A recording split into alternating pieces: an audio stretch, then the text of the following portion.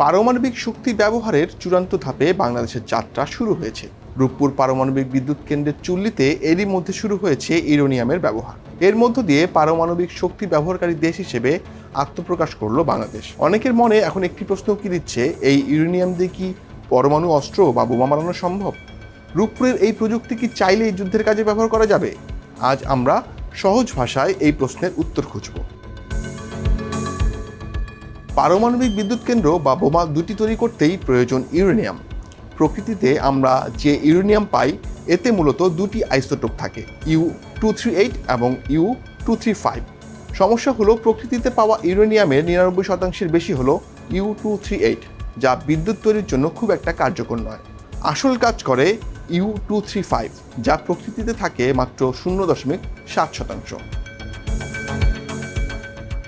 এই 0.7%কেই ব্যবহার উপযোগী করার প্রক্রিয়াকে বলে সমৃদ্ধিকরণ বা এনরিচমেন্ট। সেন্ট্রিফিউশন নামে একটি যন্ত্রে ইউরেনিয়াম গ্যাসকে প্রচণ্ড গতিতে ঘোরানো হয়। যেহেতু U-235 হালকা, তাই ঘূর্ণনের ফলে এটি আলাদা হয়ে যায় এবং এভাবে এর ঘনত্ব বাড়ানো হয়। মূলত সমৃদ্ধিকরণের মাত্রা নির্ধারণ করে দেয় আপনি ঘরে আলো জ্বালবেন নাকি কোনো শহর ধ্বংস করে দেবেন। রূপপুরের মতো বাণিজ্যিক বিদ্যুৎ কেন্দ্রে ইউরেনিয়াম সমৃদ্ধ করা হয় মাত্র 3 থেকে 5%। এই মাত্রার ইউরেনিয়াম দিয়ে একটি নিয়ন্ত্রিত চেইন রিঅ্যাকশন চালানো সম্ভব, যা থেকে বছরের পর বছর তাপ ও বিদ্যুৎ পাওয়া যাবে, কিন্তু এটি দিয়ে কোনোভাবেই বিস্ফোরণ ঘটানো বা বোমা তৈরি সম্ভব নয়। গবেষণা রিঅ্যাক্টরের জন্য সমৃদ্ধিকরণের মাত্রা 20% পর্যন্ত হতে পারে। আর একটি পারমাণবিক বোমা বানাতে ইউরেনিয়ামকে সাধারণত 90% পর্যন্ত সমৃদ্ধ করতে হয়। একে বলা হয় ওয়েপন গ্রেড বা অস্ত্রমানের ইউরেনিয়াম।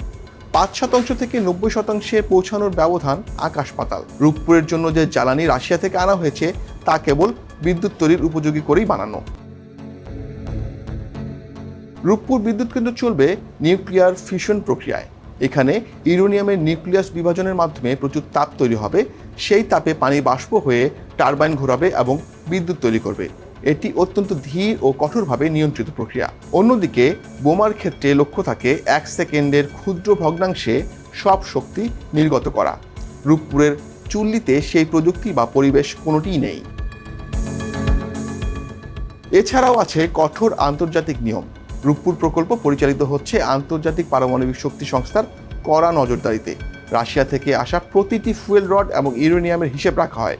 বাংলাদেশ এই ইউরেনিয়ামের বেসামরিক ব্যবহারের জন্য চুক্তিবদ্ধ।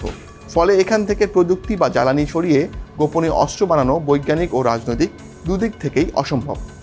সুতরাং রূপপুর নিয়ে ভয়ের কিছু নেই। এটি কোনো ধ্বংসের হাতিয়ার নয়, বরং দেশের জ্বালানি সংকট মেটানোর একটি বড় মাধ্যম। এবছরের ডিসেম্বর নাগাদ যদি জাতীয় গ্রিডে বিদ্যুৎ যুক্ত হয়, তবে তা হবে বাংলাদেশের জন্য এক নতুন দিগন্ত। রূপপুর থেকে পাওয়া বিদ্যুৎ বাংলাদেশের অর্থনৈতিক উন্নয়নে কী ধরনের প্রভাব রাখবে বলে আপনার মনে হয়? কমেন্টে জানান।